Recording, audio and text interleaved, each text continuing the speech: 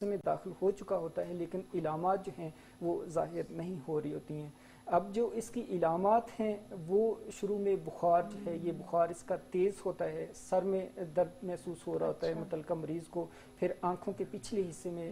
شدید قسم کا ایک درد محسوس ہوتا ہے، جوڑوں اور پٹھوں میں اس کا درد جو ہے وہ بہت ہی شدید ہوتا ہے، اور اس کی خاص جو ہے اسی علامت کی وجہ سے، اس کی خاص خصوصیت کی وجہ سے اس کو جو نک نیم دیا گیا ہے بریک بون فیور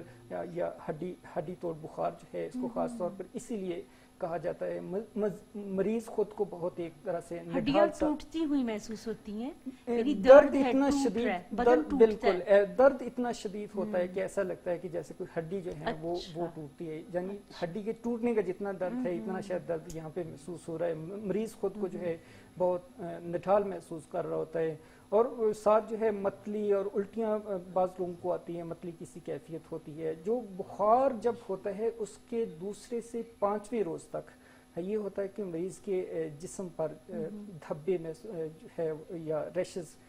نمودار ہونا شروع ہو جاتے ہیں، اور اس کے بعد ناک یا جو مسوڑے وغیرہ ہیں ان سے جو ہے خون کا رسنا، ناک یا جلد سے کہہ سکتے ہیں کہ خون کا رسنا، اس طرح کی علامات شروع ہوتی ہیں۔ پخانہ جو ہے اس میں خون کے ذرات کی موجودگی، یا یہ کہہ لیں کہ خواتین کے جو خاص ایام ہوتے ہیں اس میں مینسٹرل سائیکل جو ہے اس کی جو بلیڈنگ ہے وہ قدر شدت اختیار کر جاتی ہے۔ اس کی جو علامات ہیں، اگر ریسپیریٹری سسٹم جو ہیں اس کی ہم علامات کو دیکھیں تو اس میں جیسے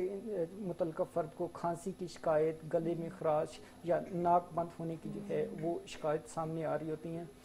اس کے ساتھ یہ ہوتا ہے کہ 3 سے تقریباً 7 روز تک یہ اس طرح کی جن علامات کی جو ہے ابھی ہم نے بات کی ہے، جن علامات کا ذکر کیا ہے، اس طرح کی علامات رہتی ہیں۔ اس کے بعد کیا ہوتا ہے کہ بخار جو ہے اترنا شروع ہو جاتا ہے۔ اب جب بخار اترتا ہے تو اس کے بعد ہمارے پاس 2 طرح کی کنڈیشن ہوتی ہیں، یا تو مریض جو ہے وہ پوری طرح ٹھیک ہونا شروع ہو جاتا ہے، یا پھر یہ ہوتا ہے کہ بدتر ہونا شروع ہوتا ہے۔ اب جو بدتر